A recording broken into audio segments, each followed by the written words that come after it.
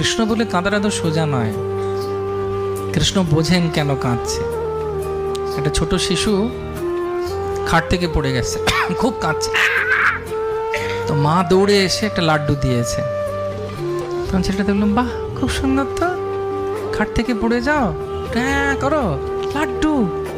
যে লাড্ডুর বোতলটা কাছেই পাওয়া যায় না, হাতে চলে আসছে।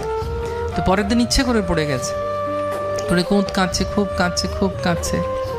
তো মা তো আর আসে না।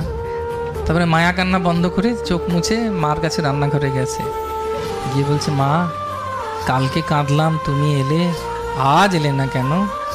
তখন মা বলছে যে কালকে তুমি কেঁদেছো আমার জন্যে, আজকে লাড্ডুর জন্যে কাঁদছো, আমি চাই। সেজন্য কৃষ্ণকে ভালোবাসে যখন আমরা